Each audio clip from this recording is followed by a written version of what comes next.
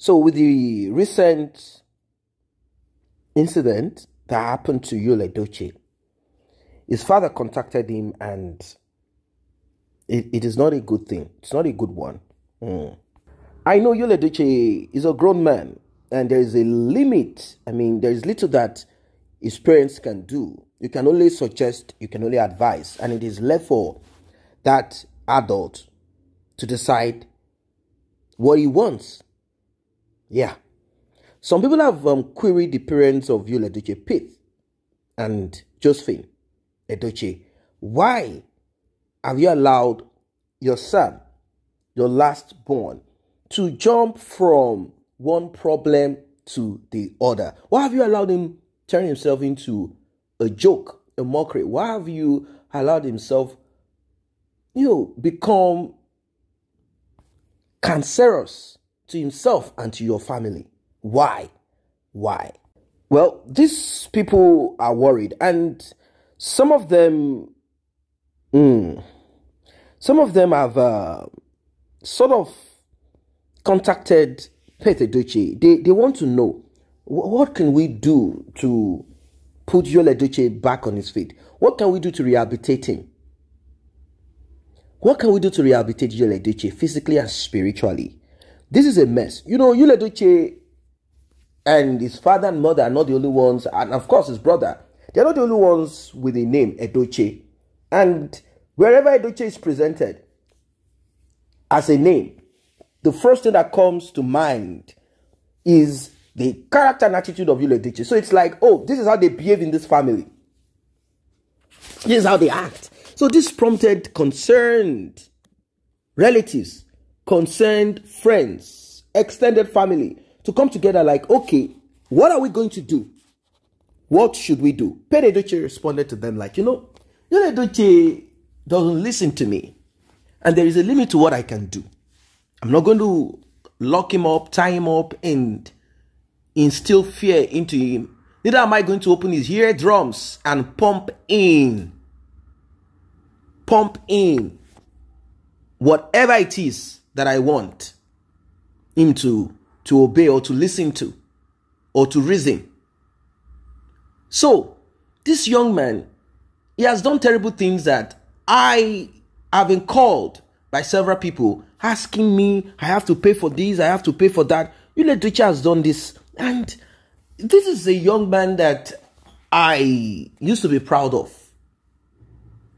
He followed my pathway passionately, my craft, acting. He did it passionately, and I felt like, oh, at least this one.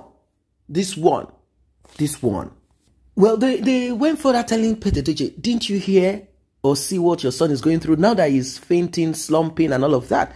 And he responded, he said, of course, that he does, that he knows. I know what's happening. My wife told me what happened to him.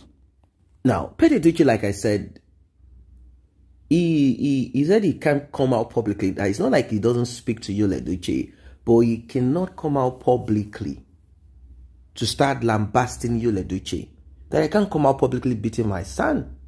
I speak to him, I talk to him, I give him examples, I give him words of wisdom. There is nothing that I don't. But the young man chose his pathway. He has chosen his pathway.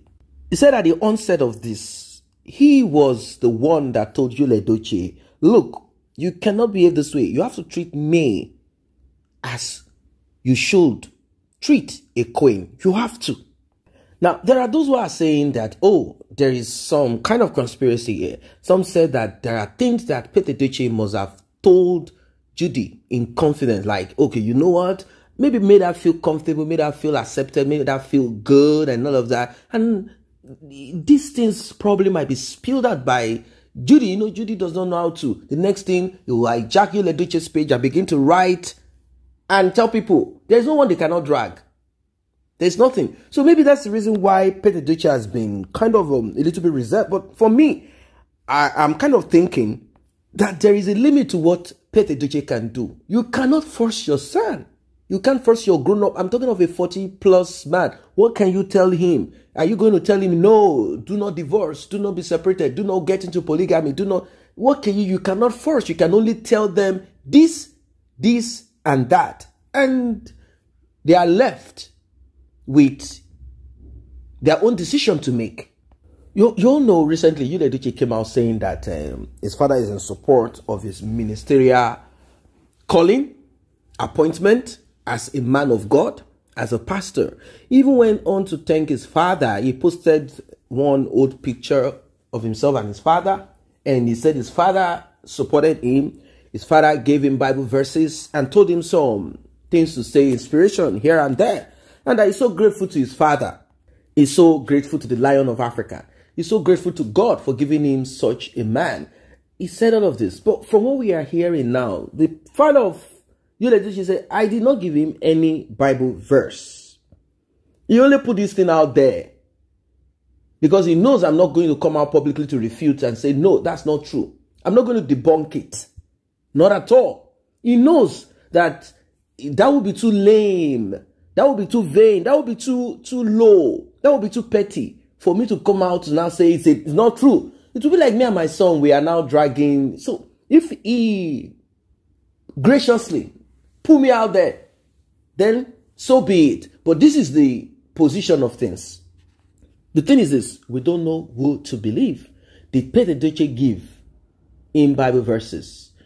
For me, I don't think Edochie will tell Edochie not to engage in his pastor or whatever it is. I don't think, most parents back in those years, what they are interested in is for their children to become doctors, lawyers, engineer. That used to be what do you want to become in life? I want to be a doctor. What do you want to become in life? I want to be an engineer. What do you want to become in life? I want to be a lawyer. Everyone wanted to be either of this. Everyone wanted to be either of this. We never heard someone say, I want to be a pastor.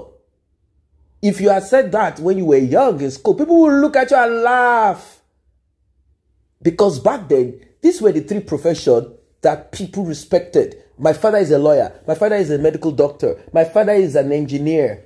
People feel like you are rich, like you're on top, that you're a professional, you're well read. But things have changed. Things have changed. Things have changed. If you tell your parents that you want to be a pastor, they will clap hands because pastors have private jets. Pastors are living large. They are living well. It's like they have their, it's not like, it's a kingdom. They are the government. They have people underneath them. You cannot rise above your pastor. You cannot correct your pastor. So what else? Now, when you look at the character and attitude of Edochie, obviously, this is what he wants. He wants that position where no one can challenge him. No one can tell him what to do and what not to do. Pastors are always talking. They are always rebuking people. They are always correcting people. And they come up with this verse. Touch not my anointed, do my prophet no harm. That you cannot judge them. That you should leave that judgment to God. When it comes to them, they have immunity. So Edochie felt good with this. But now with what his father is saying, well, anyway, so now that it seems Edochie's medical bill and all of that is becoming a big issue, and Edochie is tired of paying for this, paying for that. The man is on retirement. He's not active on movies like how he used to be before. So, you know how these things are. Even the mother of Edochie said, no, I'm not going to foot this hospital bill. Man, I'm not going to, because you don't listen to nobody. So maybe the next preaching of Edochie will be on May. The other was on his son, the RIP of his son. He said a lot of things about it, and now he's getting into the next stage of it. He's getting to the next stage of it. But we'll keep our fingers crossed. Let us see where Edochie is heading to with this.